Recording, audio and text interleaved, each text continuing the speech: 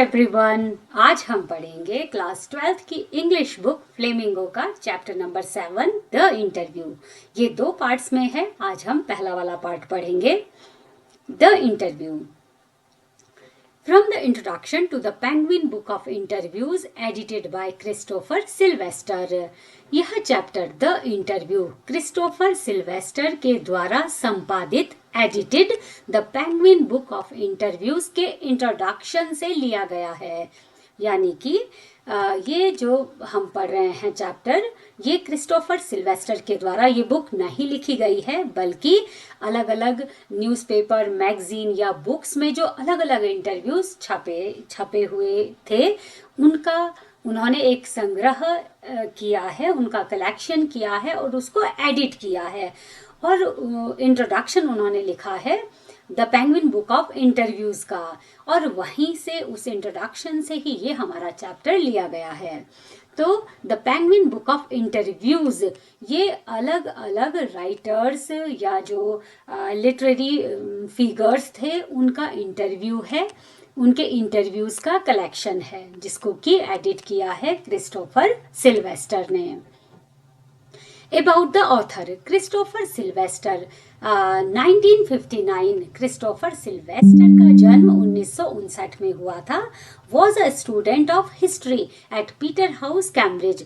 वे Peterhouse college में Cambridge university में history के स्टूडेंट थे। He was a reporter for Private Eye for 10 years। वे 10 सालों तक प्राइवेट आई मैगजीन के रिपोर्टर रहे। And has written features for Vanity Fair, और वैनिटी फेयर जो इंटरनेशनल मैगजीन है उसके लिए उन्होंने फीचर्स, विशेष लेख लिखे। Following is an excerpt taken from his introduction to the Penguin Book of Interviews।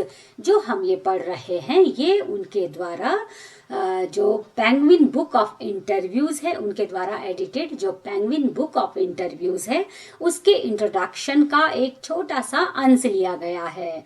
An anthology जो कि एक संग्रह है, from 1859 to the present day, 1859 से लेके वर्तमान तक के जो इंटरव्यूज लिए गए हैं उनके बारे में एक संग्रह है। चलिए अब देखते हैं part 1। Since its invention a little over 130 years ago, the interview has become a commonplace of journalism। लगभग 130 साल से भी अधिक का समय हो गया है जब से इसका आविष्कार हुआ है। तब से इंटरव्यू जर्नलिज्म, पत्रकारिता के क्षेत्र में एक आम बात हो गई है।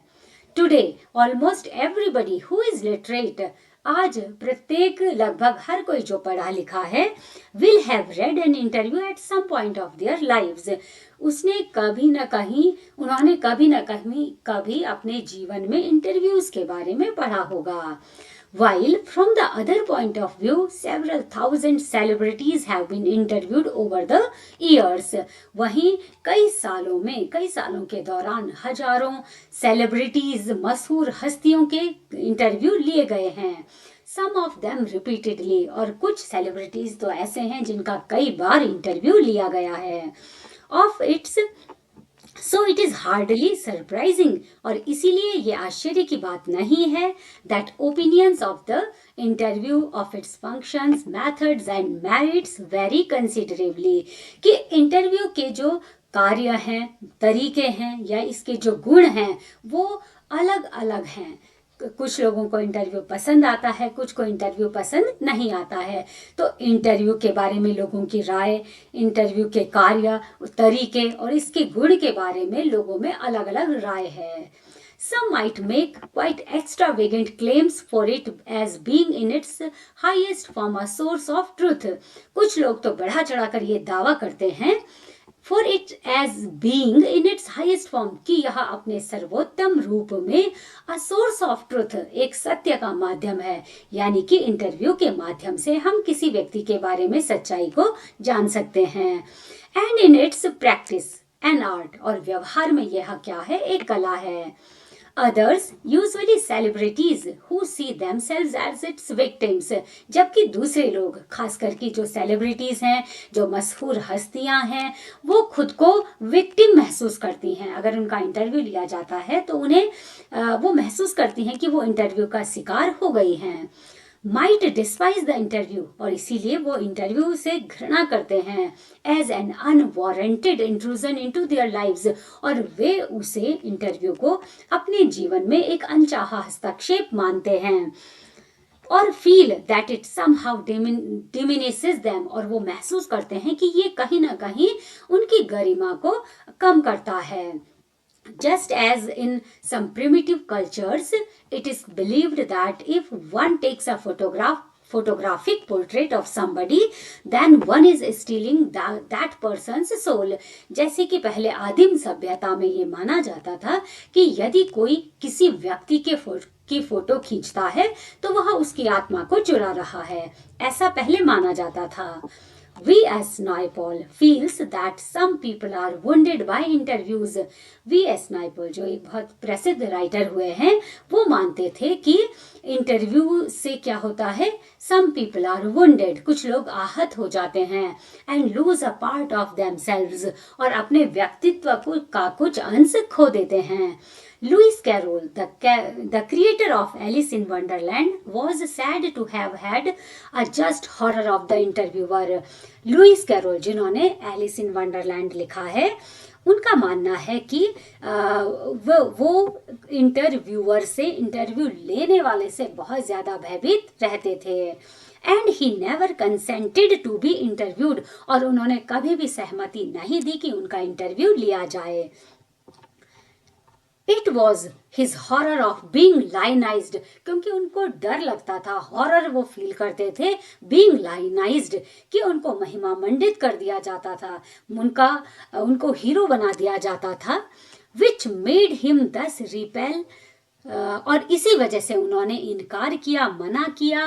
Would be acquaintances, interviewers and the persistent petitioners for his autograph, और इसीलिए क्योंकि जब इंटरव्यू लिया जाता था तो इंटरव्यू में व्यक्ति को महिमा मंडित कर दिया जाता है, हीरो बना दिया जाता है, और इसीलिए वे अपने परिचितों को, इंटरव्यू लेने वालों को और ऑटोग्राफ के लिए लगातार रिक्वेस्ट करने वालों को वो मना कर देते थे.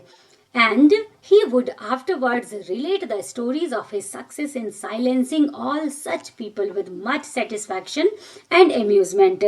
और बाद में बड़े संतोष से और बड़े मजे से वो बताते थे कि कैसे उन्होंने इन लोगों को शांत करने में सफलता पाई. Rudyard Kipling expressed an even more condemnatory attitude towards the interviewer. Rudyard Kipling ने भी ऐसे ही एक निंदनीय रवैया इन इंटरव्यूअर के प्रति एक्सप्रेस किया है, अभिव्यक्त किया है. His wife Caroline writes in her diary for 14 October 1892. उनकी पत्नी ने 14 अक्टूबर 1892 को अपनी डायरी में लिखा है that their day was wrecked by 2 reporters from Boston, कि बॉस्टन से आए हुए 2 रिपोर्टर्स ने कैसे उनका दिन बर्बाद कर दिया था. Why do I see reports her husband as saying, वो बताती हैं कि उनके हस्बैंड ने कैसे रिपोर्टर्स से कहा था, Why do I refuse to be interviewed? मैं इंटरव्यू देने से मना क्यों करता हूँ? Because it is immoral, क्योंकि यह अनैतिक है. It is a crime, ये एक अपराध है. Just as much of a crime as an offense, जैसे कि हमला करना एक अपराध होता है, against my person as an assault, तो उसी तरह इंटरव्यू लेना भी मेरे व्यक्तित्व के प्रति एक हमले के समान है.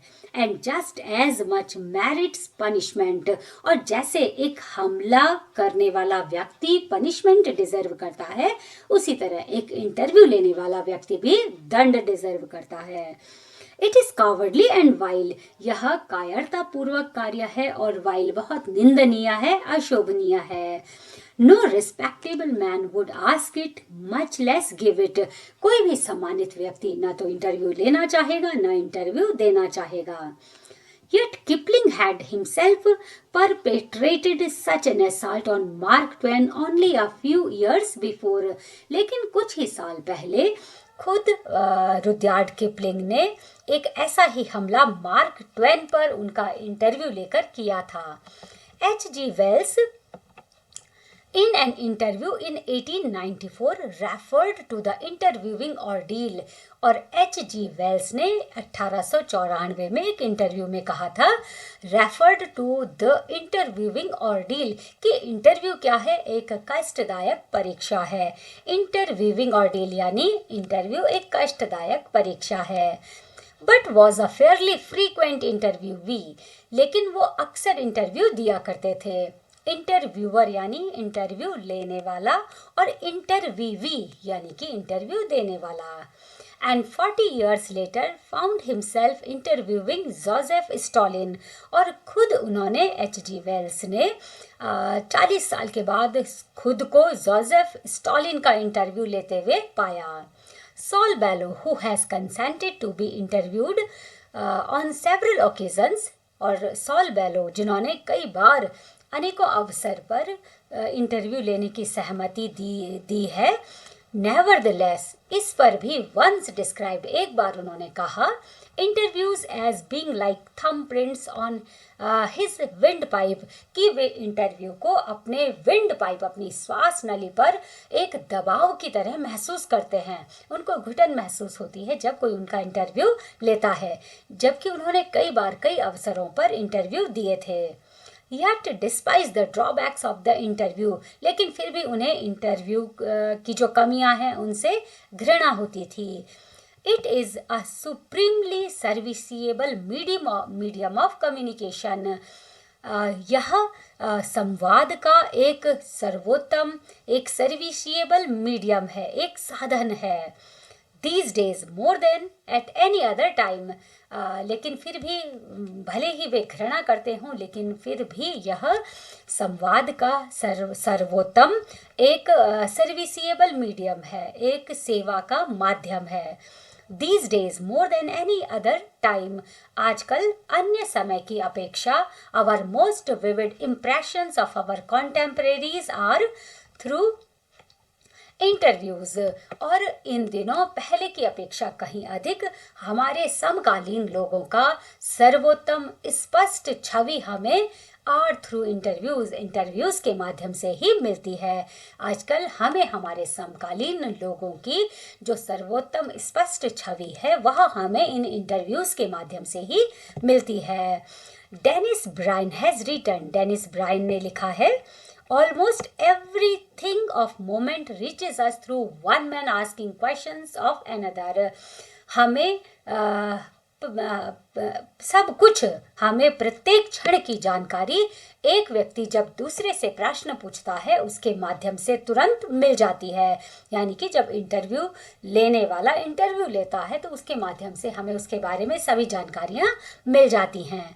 बिकॉज ऑफ दिस, और इसी वजह से the interviewer holds a position of unprecedented power and influence. जो इंटरव्यूअर है वो अनप्रेसिडेंटेड पावर एंड इन्फ्लुएंस, असीमित बहुत ज़्यादा शक्ति और प्रभाव वो रखता है, क्योंकि उसके माध्यम से कई लोगों को जो उनके समकालीन लोग हैं उनके बारे में जानकारी प्राप्त होती है। तो ये है हमारे चैप्टर इंटरव्यू का के पार्ट 1 का एक्सप्लेनेशन। आशा करती हूँ आप इसे समझ गए होंगे, आपको चैप्टर अच्छे से समझ में आया होगा। अगर अच्छे से समझ में आया है तो वीडियो को लाइक, शेयर और सब्सक्राइब करना ना भूलें। मिलते हैं पार्ट 2 में। Thank you.